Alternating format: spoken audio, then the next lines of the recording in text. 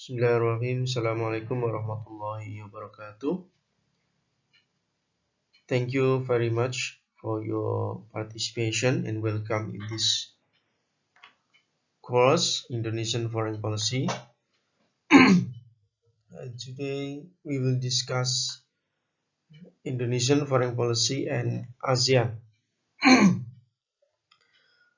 This is a very important topic since Indonesia as the primary members and very influenced in the region.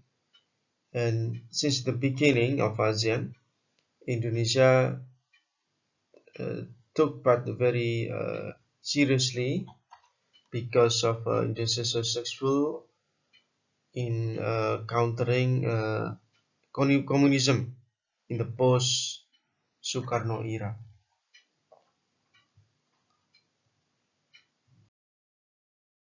All right, Indonesian foreign policy, as I always mentioned in the previous meetings, that both factors, international and domestic politics, very influenced since Indonesia adopt traditional foreign policy means that Indonesia should respond to international politics as well as to respond to domestic politics. Uh, in the context of ASEAN, Indonesia's foreign policy is basically influenced by international factors, namely the Cold War, because the born of ASEAN organization is because of US attempts, especially to counter communism in the region. So Western allies realized that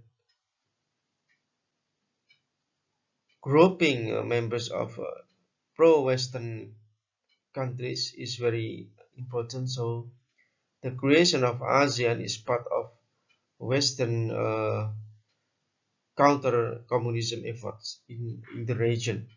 And this is in line with the domestic politics because at the time Sukarno tend to be left position to communism and against the West.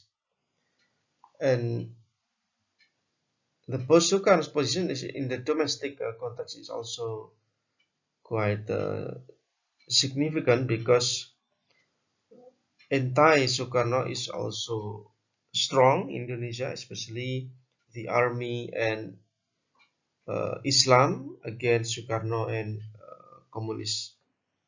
And in the post-Sukarno as well as the post-Suharto, Indonesia's position in ASEAN is also interesting.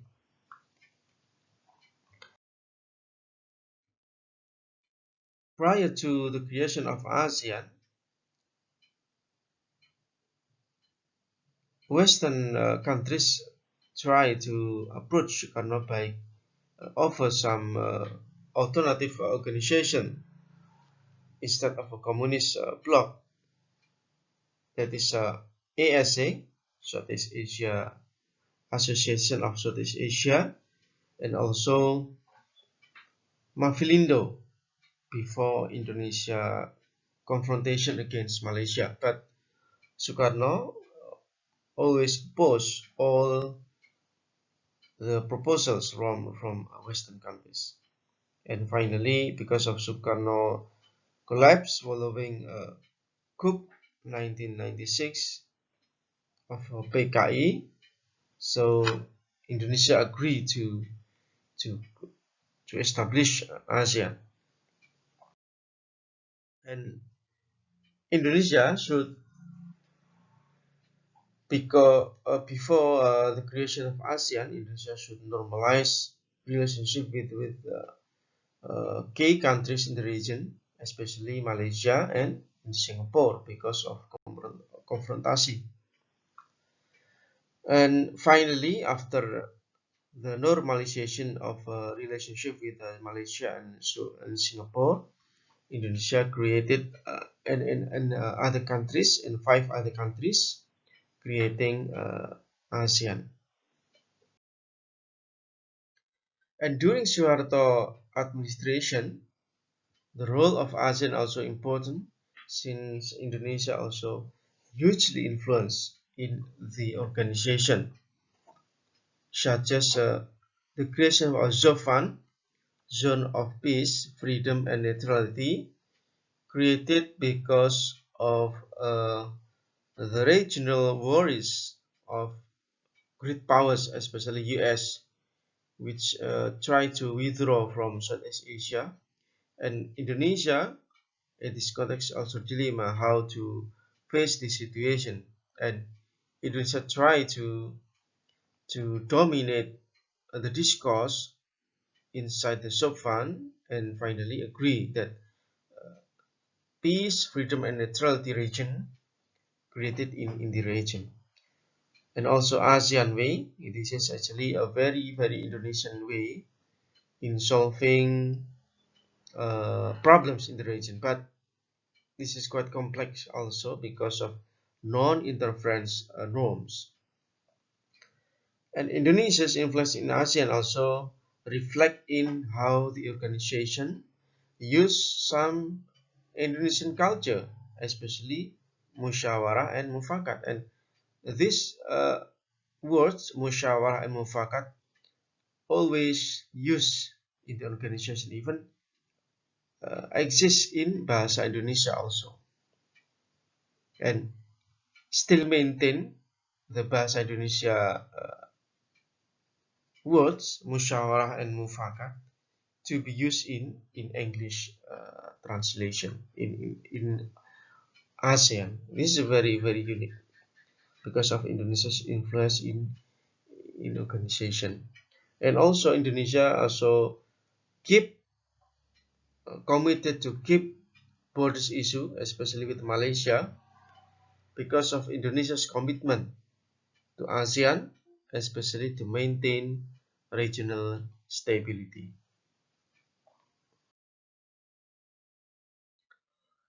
But after the Suharto fell down in 1998 because of reformasi, replaced by Habibie, Indonesia began to have a problem with the neighbors, especially violence against ASEAN Way, which is prohibited among ASEAN members to comment or to involve in domestic affairs of other countries. And at the time, Indonesia, President B.J. Habibie was a close friend with Anwar Ibrahim, and Habibie disliked against Singaporean Lee Kuan Yew, and because Habibie realized that Singapore is not good friend in the region, different with other members which tend to be sympathize against Indonesia's position at the time. And also during Gus Dur administration, Indonesia in ASEAN also have a problem with Malaysia because of the issue distributed in the region that Mahathir want to Gus Dur to approach with Israel, and this is very sensitive issue since Indonesia is in Malaysia knownly as anti-Israel and strong supporters of Palestine. And this issue is emerged because of the discovery of two influential magazines in Asia, that is Far Eastern Economic Review and Asia Week, and both magazines after that prohibited in Malaysia. And Indonesia and ASEAN, I think this is a part of very important moment where during Megawati administration, Indonesia host ASEAN summit and finally uh, produce one of the very important agreement at the time, namely Bali Concord II. And the Bali Concord II is the foundation of ASEAN integration, which consists of three critical platforms. That is ASEAN Political and Security Community, ASEAN Socio-Cultural Community, and ASEAN Economic Community. And this is very impressive, where Indonesia still maintain its role in the region. And after that, Indonesia's involvement in ASEAN, or Indonesia perceive ASEAN as the main foreign policy agenda, is reflect in how Indonesia agreed to sign trade agreement. First is ASEAN Free Trade Agreement among ASEAN members, Free Trade Area among ASEAN members, and China ASEAN Free Trade Area. That's make so many Chinese products influx to Southeast Asia, including Indonesia, like cell phones, computers, uh, automobiles, and so on. And at the Russian context, how Indonesia's role in ASEAN is very important is Indonesia sponsors ASEAN Outlook on Indo-Pacific. And why Indonesia sponsors this proposal is because of Indonesia interest in ASEAN and make the stability of the region. Indo-Pacific, as we know, is the US strategic in the region to counter Chinese influence, which already developed One Belt One Road, and Indonesia did not want uh, regional in Southeast Asia became military competition between two giants, and that's why Indonesia, along with ASEAN, push the Indo-Pacific strategic to be more fruitful and to be more uh, beneficial for Indonesia and the region. That's why the two elements that proposed by Indonesia along with ASEAN on ASEAN Outlook on Indo-Pacific are Asia Pacific and Indian Ocean regions are interconnected and integrated with ASEAN playing central and strategic role. Indo-Pacific is a region of dialogue and cooperation, not rivalry.